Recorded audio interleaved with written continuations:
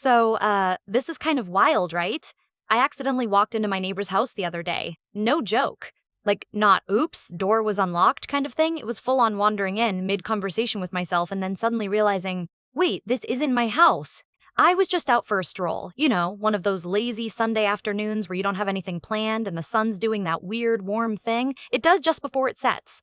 I was passing by Mrs. Ellis's place, the old lady who lives 2 doors down. She's this sweet, kindly woman, but kind of had this mysterious vibe. Everyone keeps their distance, and she mostly keeps to herself. Real neighborhood enigma. Well, that day, for whatever dumb reason, maybe because my mind was wandering as much as my legs, I tripped over my own feet, or should I say, my own brain, and opened her front door like I owned the place. The moment I stepped inside, my jaw kind of dropped.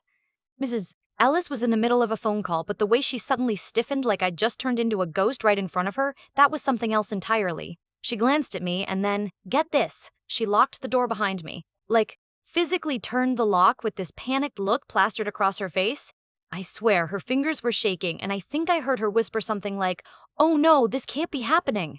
There I was, standing awkwardly in her pristine little living room, feeling like I'd just crashed the wrong party, except this was no party. It was more like I'd been sucked into one of those spy movies where you stumble onto a secret you weren't supposed to see. And the biggest question hanging in the air? How did I end up knowing some secret from Mrs. Ellis that I'm pretty sure and hope wasn't meant for me? Because, honestly, I'm a pretty private guy. I don't go out of my way to spy on neighbors or anything. But that day, for about 20 seconds, I was party to something that felt heavy. Like way heavier than the usual neighborhood gossip about whose dog dug up whose garden. And just as I was about to stammer out some half-baked excuse about mistaking her house for a new cafe or something equally ridiculous, Mrs. Ellis turned to me, eyes darting around as if making sure no one else was listening, and said, "You didn't see anything, all right?" That's when I realized, yeah, I'd stepped way beyond the neighborly visit. This was definitely one of those moments where you suddenly wonder, how deep am I actually in now? So, to paint a picture for you, my life before this whole mess was pretty chill. I live in a quiet little suburban neighborhood, kind of the textbook white picket fence scene minus the picket fences. Everyone's polite, waves when you walk by, and the biggest excitement tends to be when the mailman forgets his route or when Mrs. Crabtree's cat goes AWOL for a day. Honestly, the kind of place where you think, nothing really happens, and that's exactly how I like it. Now, Mrs. Ellis. She's this older lady, probably in her 70s, with the faintest silver hair always pinned up neatly like she stepped out of some 50s movie set. She's sweet, don't get me wrong, but there's this wall around her like she's on another level of secrecy that no one in the neighborhood wanted to breach. Folks usually just nod and smile when they pass by. Nobody invited her to the block parties, and if she ever called, the call went straight to voicemail. Or so I thought. So after that accidental trespass on her living room, because yeah, I still can't get over how I walked right through her door without thinking twice, I felt kind of guilty. I mean, you don't just barge into someone's home, especially when it's a mystery old lady's home. I tried to make it less weird by offering a lame apology, but Mrs. Ellis, she didn't seem annoyed. More like, caught off guard. "Isn't it a lovely day?" she said with a nervous laugh, fiddling with a teacup that I didn't even notice she'd set in front of me. Yeah, I managed, trying to sound casual while my brain scrambled for an exit plan. She motioned to a chair, and before I really weighed my options, I found myself sitting down, that mysterious aura thick in the air. And honestly, I was starting to think that maybe this was why everyone gave her space, because she carries this sort of heavy air of stories untold. We sat there, me wanting to vanish, Mrs. Ellis pacing a little, debating what to say next. Then, out of nowhere, she looked straight at me and said with a whispery voice, "I suppose I owe you an explanation, don't I?" I blinked. Was that an invitation or a warning? "I don't know," I said, half joking, but also slightly terrified I was about to get pulled into something way beyond my keeping to myself lifestyle. She sighed, eyes flickering to the window like she was making sure the whole neighborhood wasn't spying on us. "There are things in this house, secrets that I can't tell just anyone. But you, maybe you're different." And that's when it hit me. Mrs. Ellis had been carrying something heavy, something she never let slip, not even over the perfect cup of apple pie at the 4th of July picnic. And suddenly, I was part of that world. It felt like a weird invitation, the kind that pulls you in like quicksand but also kind of dazzles you with mystery. I knew I should have probably just thanked her for the tea, politely excused myself, and never mentioned the whole door incident again. But there was this spark, a tug at my curiosity that made me lean in instead of stepping back. "So, what kind of secrets are we talking about here?" I asked, trying to sound casual but probably looking like a kid caught sneaking cookies. Mrs. Ellis chuckled softly, the sound a little sad. "More than you'd expect in a peaceful little neck of the woods," she said. And with that, she began to pull back the curtain. Not literally, but you could almost feel the truth slipping out in fragments, like a puzzle you didn't want to solve but couldn't look away from. As the afternoon light faded into a golden hush, I realized this wasn't going to be just a one-time awkward visit. Something about Mrs. Ellis and the way she trusted me to keep her secret now was changing things. I wasn't sure if I was ready for the ride, but, well, there I was. Later, when I told Jake about it, because what else do you do when your life suddenly turns into a low-budget thriller? He shook his head, his trademark grin half teasing, half serious.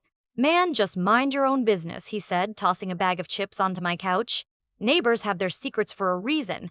My sister Lily was a little less subtle. "You're hopeless," she said when I brought it up over dinner. "But fine, if you're going to stick your nose in, at least don't mess it up." So yeah, with their warnings swirling around me, I found myself standing on this weird edge. Mrs. Ellis was more than the quiet old lady everyone tiptoed around, and somewhere behind the polite smiles and locked doors there was a secret begging to be understood. And somehow, I was the one holding the key even if I had no idea what it unlocked yet. Keeping Mrs. Ellis's secret felt like juggling flaming torches blindfolded, except the torches were made of pure, unfiltered curiosity and the blindfold was that stubborn, "I'm a private guy" attitude I'd been clinging to. I mean, here I was, just an average dude living a pretty average life, suddenly roped into this otherworldly drama that felt bigger than me and way more serious than figuring out who stole the last slice of pizza at Jake's party. At first, I told myself to keep things simple. No sharing details with anyone. Not Jake, not Lily, definitely not the rest of the neighborhood. But you know how that goes. Secrets have this annoying habit of itching under your skin until you can't stop scratching. I found myself watching Mrs. Ellis more closely than a tabloid journalist stalking a celebrity only, way less glamorous and about a 70-something neighbor who made the best but obsessively secretive chamomile tea. One afternoon, I noticed something unusual. Mrs. Ellis, who always maintained a strict schedule of garden tending, tea sipping, and avoidance of eye contact, was pacing in her living room with a kind of restless energy that I hadn't seen before. It was like she was rehearsing something mentally, muttering snippets as if trying to iron out a rough draft of a confession. I was tempted to bolt, but instead, I leaned in, gathering whatever courage I had. When I finally spoke up, it was more of a whisper than a question. "Is everything okay?" Her eyes flicked up in surprise, like I'd caught her mid-thought and knocked her off balance. There was a flicker of something. Fear? Relief? And then she softened. "There are things in the past," she said slowly, "that don't stay buried just because you want them to." I doubt whyack. Statement stuck with me. I started piecing together little clues from our brief chats or random bursts of memories she'd share. Turns out, Mrs. Ellis wasn't just some harmless old lady with a penchant for mysterious smiles. There was a patchwork of a life behind that reserved exterior, a tapestry woven with old friendships, regrets, and secrets she was too afraid to let go. One day, I caught a glimpse of some faded photographs on her mantelpiece, a younger Mrs. Person. Ellis standing beside a man I'd never seen, both laughing under a sky that seemed miles away from our quiet street. That picture didn't just stir up nostalgia, it added weight to the silence she kept around her. Jake kept warning me, though, with that knowing smirk of his. "You really gonna stick your neck out for a lady who won't even let you in without feeling like you're a spy?" he asked, throwing a can of soda into the fridge. But Lily saw something else when I vented my confusion to her concern, maybe, or disbelief that I was in over my head. "Just don't screw this up," she warned more than once, but secretly, I think she wanted me to find answers. Then, just when I thought maybe I'd gotten the gist of it, that Mrs. Ellis's past was a jumble of sorrow and silence too painful even to utter, she dropped a curveball. One evening, as the sun dipped low and painted everything in shades of amber, she looked me dead in the eye and said, "I need a favor, something that could change everything." I remember my heart doing that weird flip-flop thing, like it wasn't sure whether to dump me out onto the floor or just shut up and listen. The way she said it wasn't casual. It carried the gravity of years of secrecy and the fragile hope that maybe, just maybe, I could help her carry whatever burden she'd been hiding all along. And as I nodded, still trying to process if I was volunteering for a neighborhood mystery or a full-blown soap opera, I realized one thing for sure. I'd stepped beyond the point of no return. Whatever this favor was, it wasn't just some simple request. It was the moment the quiet suburban life I'd known got turned on its head, dragging me into a story a lot bigger than accidentally unlocking a door. So yeah, I guess you could say things got interesting. When Mrs. Ellis finally asked me for that favor, it felt like the very air in the room shifted, thickened, like a fog rolling in that you can't quite see through but know is going to soak you. She was standing by her front window, hands clasped in front of her like she was rehearsing for some big concession. Then she just said it straight. "I need you to deliver a letter. It's important and it can't be left here." At first I blinked, caught off guard. A letter? Deliver it where? To whom? And why me? I was just the neighborhood guy who accidentally walked into her living room. I'm not exactly a courier or some top secret agent. But then she looked at me, really looked, eyes soft but serious. There was this genuineness and, honestly, a kind of vulnerability that stopped me cold. It was like she was handing me a key not just to a letter, but maybe to some part of her life she'd been locking away for decades. "It's to someone from my past," she explained, voice barely more than a whisper. "Someone I lost touch with, but who needs to know the truth? You're the only one I trust with this." I took the envelope, noticing how heavy it felt in my hand, like it carried the weight of years, maybe even regrets. As I held it, I realized this wasn't simply about a secret tucked away in some dusty corner of Mrs. Ellis's life. It was about reaching out, maybe undoing some wrong or reconnecting with a fragment of what once was. Delivering the letter meant stepping even deeper into her world, a world that had remained almost invisible to all of us in the neighborhood. I won't lie, the thought was daunting. Jake's warnings echoed in my head. Mind your own business, but now it felt less like advice and more like a dare. The morning I set out, letter tucked safely in my jacket pocket, the neighborhood looked the same. Kids biking down the streets, Mrs. Crabtree's cat prowling the bushes, but everything else felt a little different to me. I was venturing beyond the usual, carrying a piece of a mystery that had practically landed in my lap.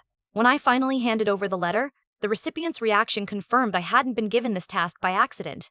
There were tears, a trembling voice, and a rush of stories spilling out that painted a past filled with love, loss, and a chance for forgiveness that neither of them had dared to believe possible. After that, Mrs. Ellis's demeanor shifted subtly, not quite lighter, but less guarded. We still shared moments of quiet tease and cautious smiles, but now there was a thread of connection woven between us, fragile yet real. As for me, well, I'm still that guy next door, but now with a story tucked under my skin, a secret keeper, yes, but also a witness to a moment where ordinary life bumped up against something profoundly human. I guess what stuck with me most was the realization that sometimes people aren't really secretive because they want to keep things hidden forever, they just haven't found the right person to trust yet.